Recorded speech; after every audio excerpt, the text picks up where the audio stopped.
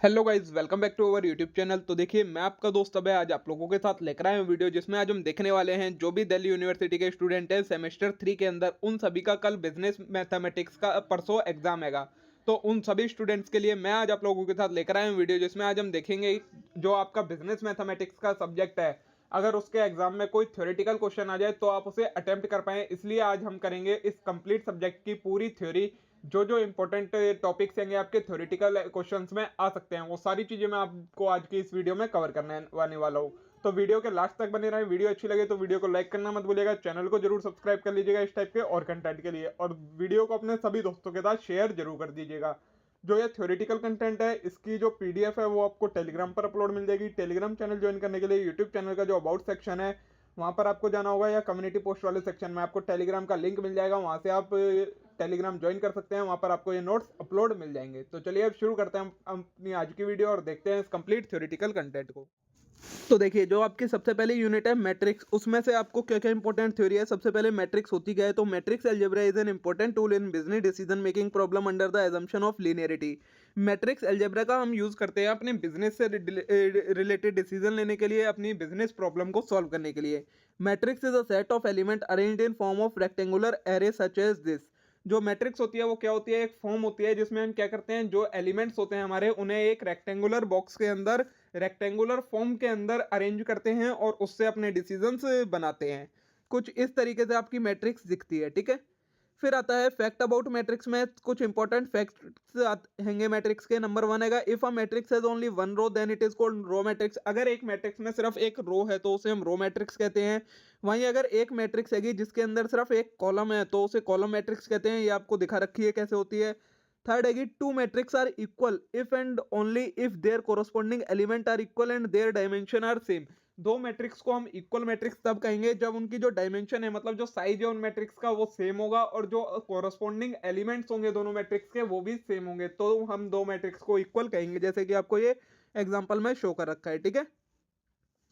Next है, if all the element of a matrix is zero then it is a null matrix zero matrix. अगर किसी matrix के सारे element zero हैं तो उसे हम एक नल मैट्रिक्स या जीरो मैट्रिक्स कहेंगे। फिर अगर टाइप्स ऑफ मैट्रिक्स में आपके पास आती है पहले स्क्वायर मैट्रिक्स। स्क्वायर मैट्रिक्स कौन सी मैट्रिक्स होती है, तो if the number of row of a matrix are equal to number of column then it is called a square matrix. अगर एक मैट्रिक्स के अंदर नंबर ऑफ रो और नंबर ऑफ कॉलम इक्वल हैं तो उसे हम स्क्वायर मैट्रिक्स कहते हैं।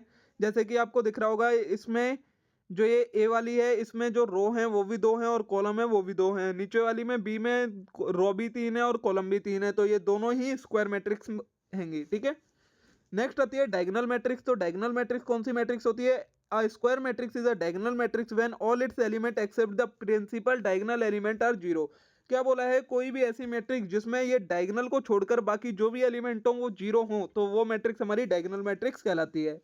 थर्ड है आइडेंटिटी मैट्रिक्स और यूनिट मैट्रिक्स। तो a square matrix whose principal diagonal element are equal to one and all element above and below the principal diagonal are zero, तो उसे हम क्या कहेंगे, आइडेंटिटी मैट्रिक्स। मतलब कोई भी ऐसी मैट्रिक्स जिसमें जो डायगोनल एलिमेंट हो वो वन हो और बाकी जितने भी एलिमेंट आपके रह जाएं वो जीरो हो, तो उसे हम आइडेंटिटी मैट्रिक्स कहते हैं। फोर्थ है कि स्केलर मैट्रिक्स क्या होती है, तो if the diagonal element of a matrix are equal then it is called a scalar matrix. कोई भी ऐसी मैट्रिक्स जिसके डायगोनल एलिमेंट सेम हो और जो नॉन डायगोनल एलिमेंट हो वो जीरो हो, तो उसे हम स्केलर मैट्रिक्स कहते हैं। फिर आता है मैट्रिक्स मल्टीप्लिकेशन की क्या प्रॉपर्टीज होती हैं, मतलब अगर हमें दो मैट्रिक्स को मल्टीप्लाई करना है तो उसके लिए हमें किन किन चीजों का ध्यान रखना होता है और क्या क्या प्रॉपर्टीज होती है। तो number one, matrix multiplication is associative. मतलब अगर कोई हमारे पास तीन मैट्रिक्स हैं ए बी और सी, तो उसको हम कैसे कर सकते हैं, या तो ए इंटू बी करके फिर उसको सी से मल्टीप्लाई कर दें, या बी इंटू सी करके उसे ए से मल्टीप्लाई कर दें, दोनों आंसर सेम ही आएंगे। नेक्स्ट है मैट्रिक्स मल्टीप्लिकेशन इज डिस्ट्रीब्यूटेड। तो मैट्रिक्स की जो मल्टीप्लिकेशन होती है वो डिस्ट्रीब्यूटिव भी होती है। मतलब अगर ए मल्टीप्लिकेशन में बी प्लस सी है तो उसे हम पहले ए को बी को मल्टीप्लाई करके और ए को सी को मल्टीप्लाई करके ऐड कर सकते हैं, तो इनका आंसर सेम ही आएगा।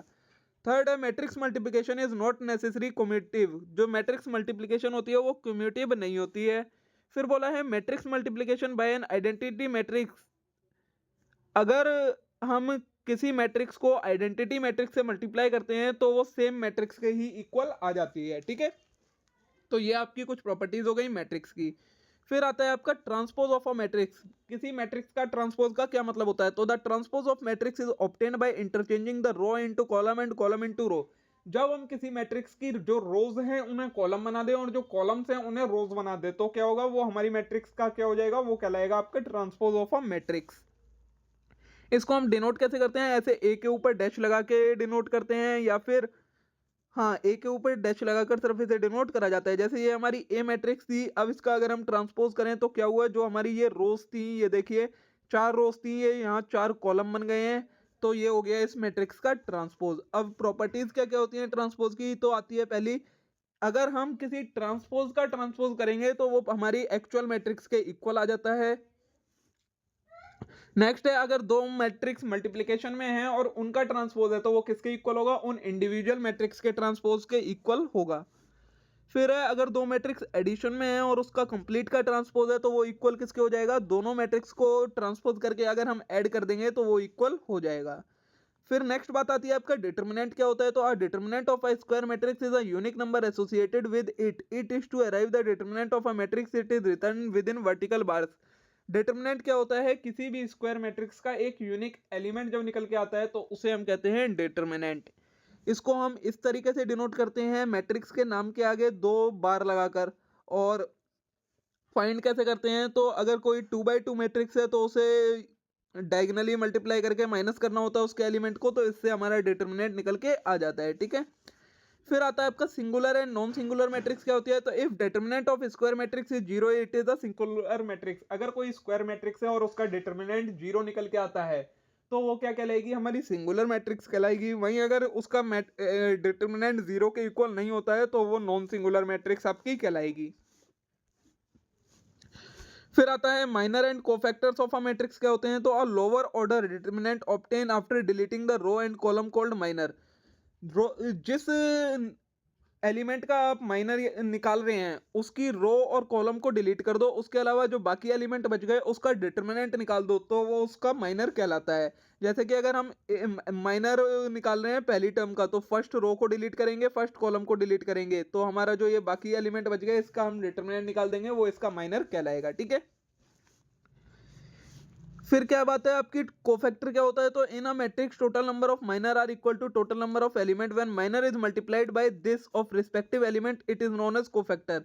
जब हम माइनर को इससे मल्टीप्लाई कर देते हैं तो हमारा जो निकल के आता है वो उसका कोफैक्टर कहलाता है, ठीक है। अब कोफैक्टर और माइनर कैसे निकालते हैं, ये जब हमने प्रैक्टिकल क्वेश्चन देखे थे उसमें मैंने आपको बता रखा है।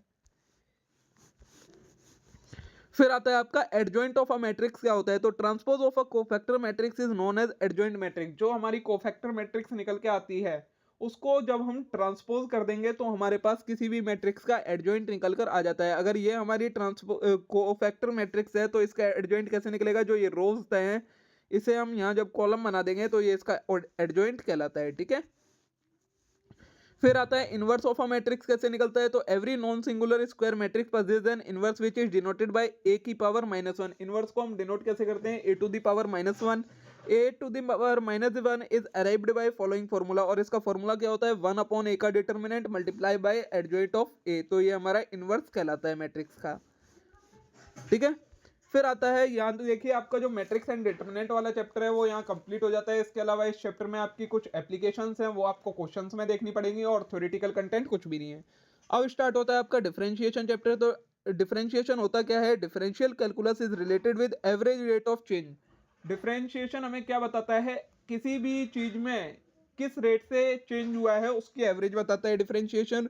The method involve is known as differentiation, इसी मेथड को हम डिफरेंशिएशन कहते हैं। And the result obtain known as derivative, और जो रिजल्ट निकल कर आता है डिफरेंशिएशन करने से उसे हम डेरिवेटिव या डिफरेंशियल कोफिशिएंट कहते हैं। Practically derivative can be defined as ratio of change in value of function to change in value of independent variable. जो हम डिफाइन देखें डिफरेंशिएशन की क्या होती है, तो change in value of function, function की वैल्यू में क्या चेंज आएगा, एक इंडिपेंडेंट वेरिएबल के चेंज होने में, उस चीज को कहा जाता है आपका डिफरेंशिएशन।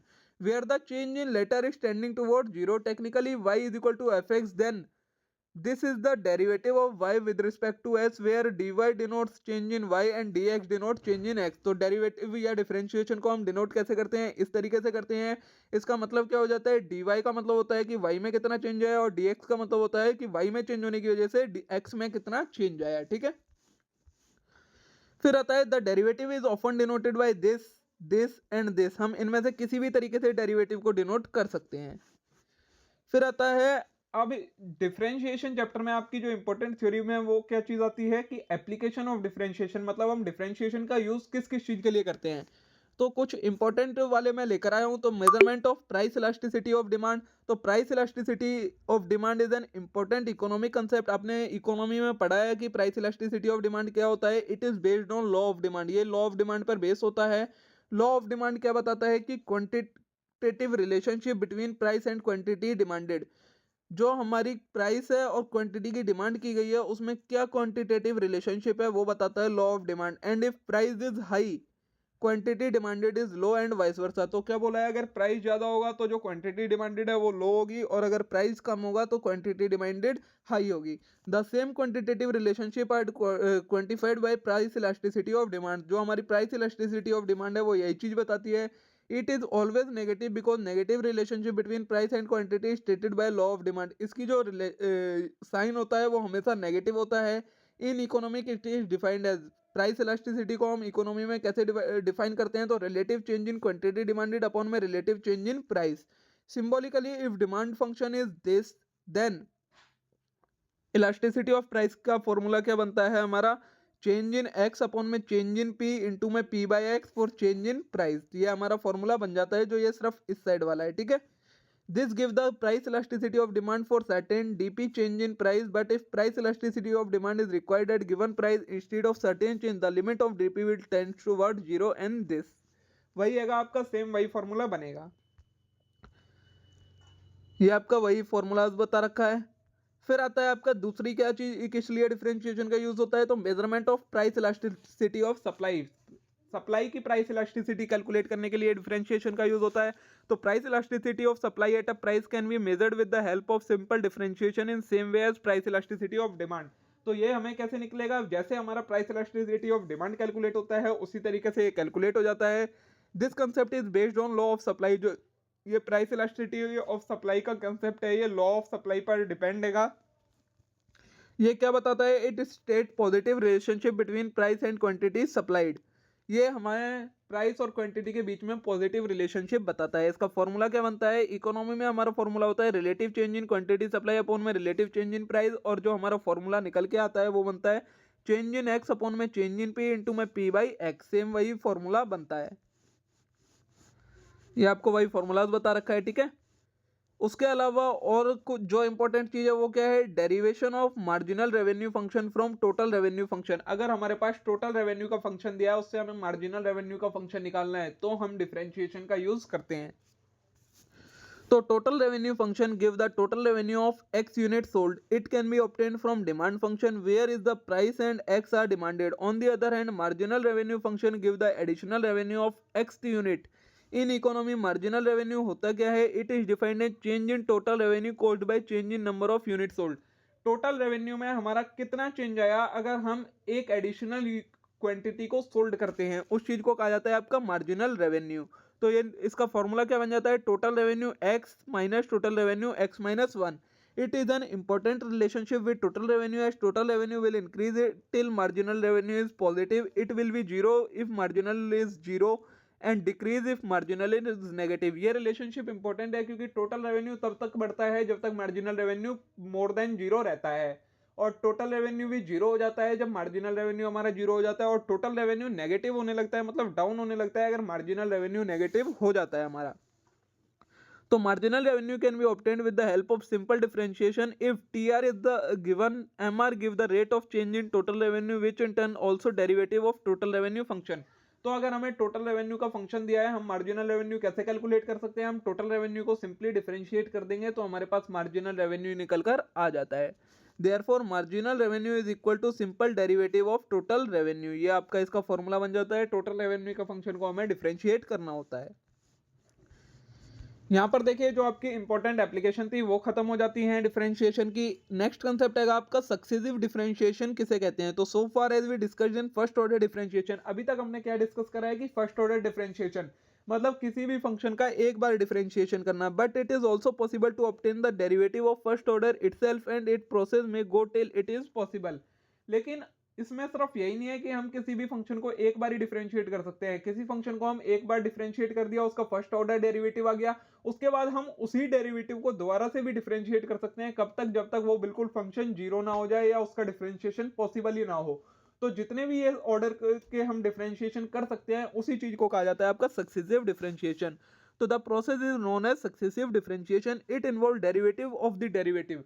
मतलब जो हमारा डेरिवेटिव है उसका भी डेरिवेटिव करना आपका कहलाता है successive differentiation. These are also known as high order derivative. इसे हम और क्या कहते हैं? हाई ऑर्डर डेरिवेटिव भी कहते हैं।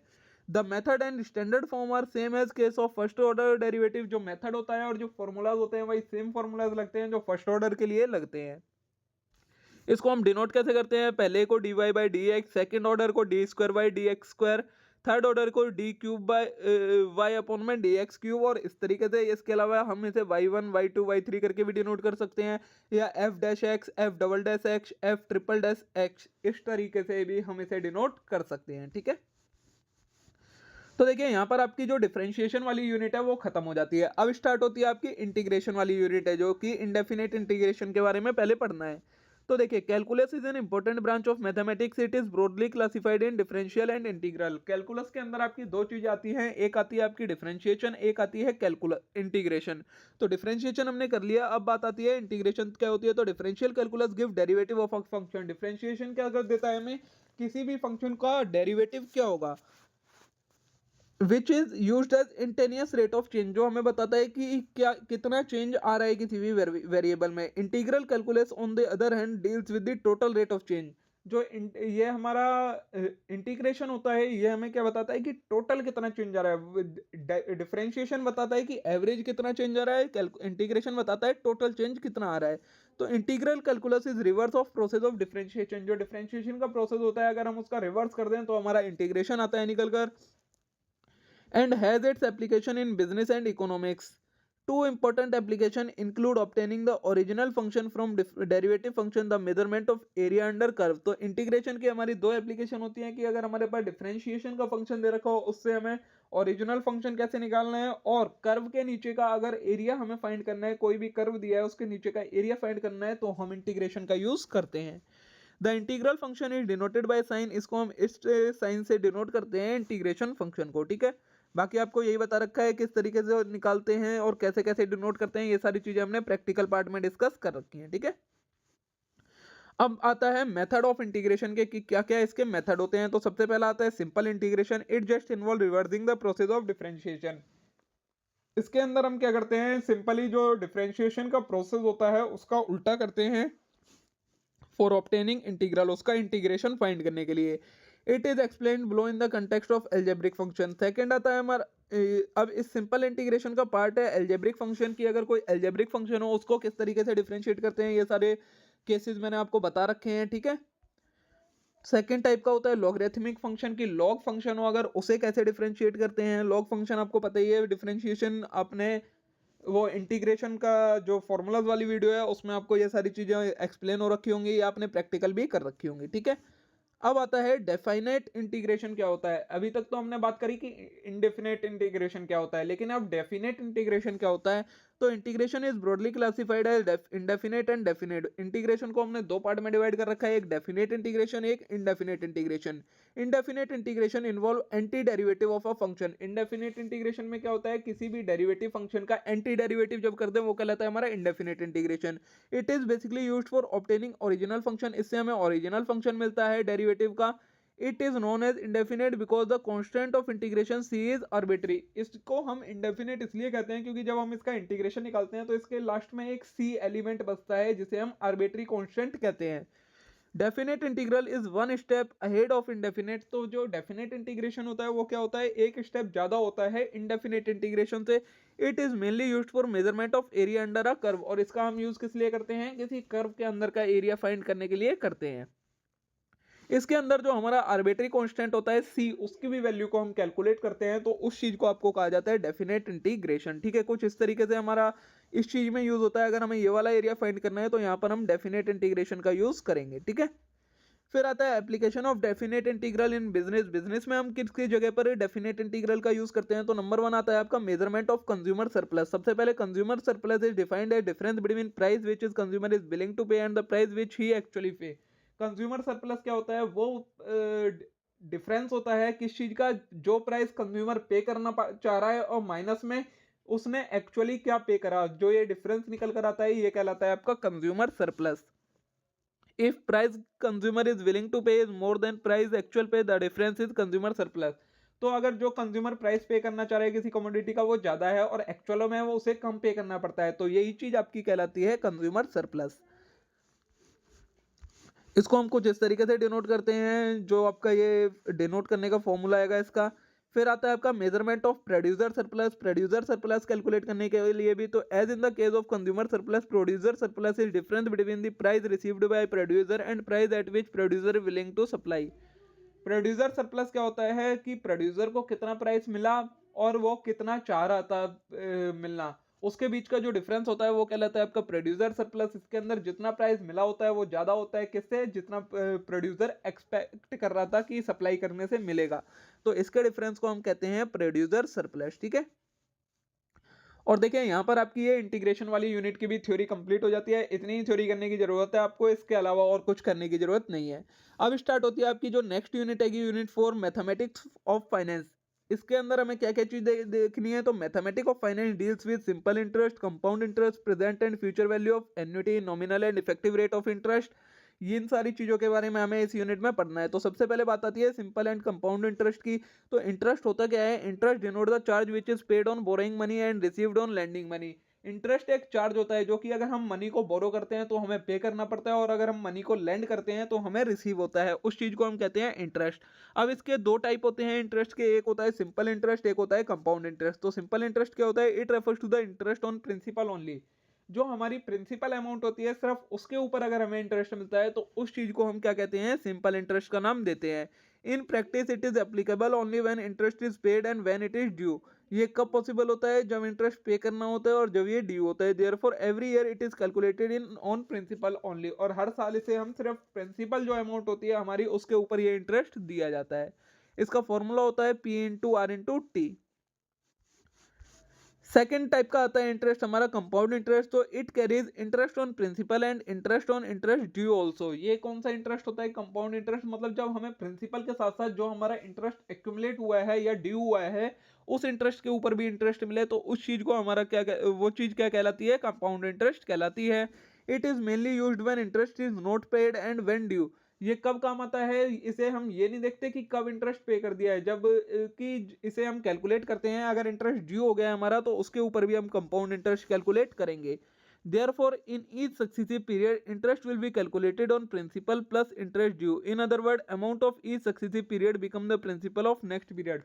तो किसी पीरियड के लास्ट में जो अमाउंट रह जाती है वो ही हमारी प्रिंसिपल अमाउंट बन जाती है अगले पीरियड के इंटरेस्ट कैलकुलेट करने के लिए। ठीक है, इसमें अमाउंट निकालने का फॉर्मूला होता है P इंटू में 1 plus R to the power T, और कंपाउंड इंटरेस्ट का फॉर्मूला बन जाता है P इंटू में 1 plus R to the power T minus 1। ठीक है, अब बात आती है आपकी nominal and effective rate of interest क्या होता है। तो nominal rate of interest is the rate of interest per annum which may be compounded yearly, 6 monthly, quarterly and monthly और m times in a year और continuously.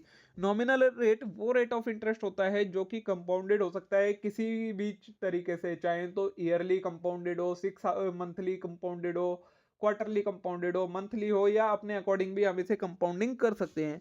Effective rate of interest is the rate per annum compounded only once in a year. Effective rate of interest वो rate of interest होता है जो कि साल में सिर्फ एक बार कंपाउंडिंग होती है जिसकी। But so both are equal if compounding is only once a year, but if compounding is more than once in a year effective rate of interest will increase as the frequency of compounding increasing rate. क्या बोला है? अगर दोनों ही compounding annually हो रहे हैं तो दोनों सेम होंगे, लेकिन अगर कंपाउंडिंग सेम नहीं हो रही है कि जो हमारा नॉमिनल रेट है वो अलग तरीके से कंपाउंडिंग हो रहा है, तो जो हमारा इफेक्टिव रेट ऑफ इंटरेस्ट होगा वो ज्यादा होगा। ये आपको रिलेशनशिप बताइए इफेक्टिव रेट और कंपाउंडिंग रेट में, वो नॉमिनल रेट में आपने पढ़ी होगी, इसे आप देख लीजिएगा, ये थ्योरी में कंसिडर नहीं होती है। नेक्स्ट आती है आपकी एन्युटी क्या होती है। तो an annuity denotes an amount flowing after regular interval saying month, quarterly और ईयरली। एन्युटी एक अमाउंट होती है जो जिसका फ्लो होता है, या तो वो मंथली दी जाती है या ईयरली दी जाती है, या कैसे भी रेगुलरली एक स्पेसिफिक पीरियड ऑफ टाइम के बाद पे करनी पड़ती है या मिलती है, उस चीज को हम कहते हैं annuity. All annuity are broadly classified into annuity certain contingent annuity. Annuity को हमने दो पार्ट में डिवाइड कर रखा है, एन्युटी सर्टेन में और कंटिन्यूइंग एन्युटी में। तो annuity certain is that annuity when time period is non with certainty. Annuity certain वो एन्युटी होती है जिसका टाइम पीरियड हमें पता होता है कि इतने टाइम के बाद हमें पे करनी है या रिसीव होगी, उस चीज को एन्युटी सर्टेन कहते हैं। वहीं कंटिंजेंट एन्युटी होती है जो कि किसी और चीज पर डिपेंड करती है और जिसके बारे में हमें नहीं पता होता है कि कब मिलेगी, ठीक है। फिर आती है आपकी in case annuity certain time period में भी फाइनाइट और इनफाइनाइट। तो जो एन्युटी सर्टेन होती है उसका पीरियड कैसा भी हो सकता है, फाइनाइट पीरियड भी हो सकता है और ये इनफाइनाइट पीरियड के लिए भी हो सकती है। इफ इट इज इनफाइनाइट, अगर ये इनफाइनाइट पीरियड के लिए है, मतलब कोई टाइम लिमिट नहीं है, एक इनफाइनाइट पीरियड तक ये मिलती रहेगी, तो उस चीज को हम फिर क्या कह देते हैं, वो हमारी परपेचुअल एन्युटी बन जाती है या परपेचुइटी कहलाती है, ठीक है। ये वही चीज बता रखी है आपको। फिर आता है present value of annuity. Present value of annuity इसे आप रीड कर लिएगा, मैं एक बार बता देता हूँ। Denote the equivalent lump sum in the beginning of an annuity flowing for a given period of time at a given rate of interest. Present value of annuity क्या होती है, एक टाइम पीरियड तक, स्पेसिफिक टाइम पीरियड तक एक specific rate से जो हमें एन्युटी मिलने वाली है उसकी आज की प्रेजेंट वैल्यू कितनी होगी। मतलब अगर हमें 10 साल तक 10% के हिसाब से कोई अमाउंट मिल रही है, तो वो सारी अमाउंट की एक्यूमुलेट करके आज की क्या वैल्यू होगी, उसको जब हम कैलकुलेट करते हैं तो वो आपकी कहलाती है प्रेजेंट वैल्यू ऑफ एन्युटी, ठीक है। नेक्स्ट आता है आपका फ्यूचर वैल्यू ऑफ एन्युटी। तो future value of annuity also known as amount of annuity denote the equivalent lump sum available at future date. It is sum total of the future value of different annuity flow. Future value of annuity क्या होती है, जो हम अलग अलग time period पर annuity पे करने वाले हैं उसकी फ्यूचर की वैल्यू क्या होगी, कि 10 साल बाद वो उसकी अमाउंट की क्या वैल्यू कहलाई जाएगी, तो वो चीज आपकी कहलाती है फ्यूचर वैल्यू ऑफ एन्युटी, ठीक है। और इसी के साथ आपका जो ये मैथमेटिक फॉर फाइनेंस वाला है, ये भी कंसेप्ट चैप्टर यूनिट खत्म हो जाती है। इसमें भी सिर्फ आपको यही थ्योरेटिकल कंटेंट देखना था जो मैंने आपको कवर करवा दिया है। अब लास्ट यूनिट रह गई है आपकी जो लीनियर प्रोग्रामिंग वाली जो यूनिट हैगी वो। तो देखिए इसमें प्रोग्रामिंग क्या होती है, तो programming is a technique when it is applied for finding maximum value in problem confronting the decision making authority subject to certain constraint or side condition at which limit decisions। Programming का मतलब होता है, ये एक technique होती है जिसमें हम मैक्सिमम वैल्यू कैलकुलेट करते हैं, जो हमारी प्रॉब्लम आ रही है उसकी मैक्सिमम वैल्यू कैसे कैलकुलेट करी जाए with subject to some constant, मतलब कुछ रिस्ट्रिक्शंस के साथ जिससे पर हमारा डिसीजन बेस्ड होता है या लिमिट होता है, उस चीज को कहा जाता है programming. In fact, such problem which require determinants of maximum or minimum can be solved with the help of calculus. But calculus cannot applied in problem having side condition which are not exact but limit the requirement। देखिए अगर किसी की maximum और minimum value calculate करनी है तो वो हम कैलकुलस की मदद से भी कर सकते हैं, लेकिन कैलकुलस में बिना किसी कंडीशन वाली वैल्यू को हम कैलकुलेट कर सकते हैं। अगर उसमें कुछ कंडीशन दे दिया है या कॉन्स्टेंट दे दिए हैं तो फिर हम कैलकुलस की मदद से वो कैलकुलेट नहीं कर सकते हैं, उसके लिए हम एलएलपी का यूज करते हैं। The term linear implies that it is a relationship existing in problem must be linear, while the term programming refers to determinants of particular programming which give the line of action which would achieve the desired objective। Linear का मतलब क्या होता है कि जो relationship होगी problem के अंदर वो हमारी लीनियर होगी, और प्रोग्रामिंग का मतलब आपको बता ही दिया, उसकी मैक्सिमम या मिनिमम वैल्यू को कैलकुलेट करना। तो linear programming uses a mathematical model in which linear objective function maximized subject to certain linear constant. तो लीनियर प्रोग्रामिंग का यूज हम किस लिए करते हैं, एक मैथमेटिकल मॉडल के रूप में यूज करते हैं जिससे हम किसी भी फंक्शन की मैक्सिमाइज्ड वैल्यू निकालते हैं with respect to certain constraints.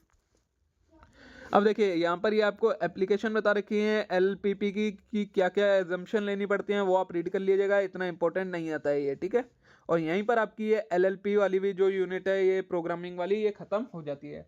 तो देखिए दोस्तों मैंने आपको पांचों यूनिट का सारा थ्योरेटिकल कंटेंट कवर करवा दिया है, इसके अलावा आपको कुछ और करने की जरूरत नहीं है, इतना ही कंटेंट आपके सिलेबस में है और इसी में से मोस्टली अगर क्वेश्चन आएंगे तो आपके आएंगे, वरना और कुछ कहीं से क्वेश्चन नहीं आएगा। तो मे भी आज की ये वीडियो आप लोगों के लिए यूजफुल रही होगी, आप लोगों को पसंद आई होगी। वीडियो अच्छी लगी हो तो वीडियो को लाइक करना ना भूले, चैनल को जरूर सब्सक्राइब कर लें इस टाइप के और कंटेंट के लिए। अब हम मिलते हैं नेक्स्ट वीडियो में, थैंक यू।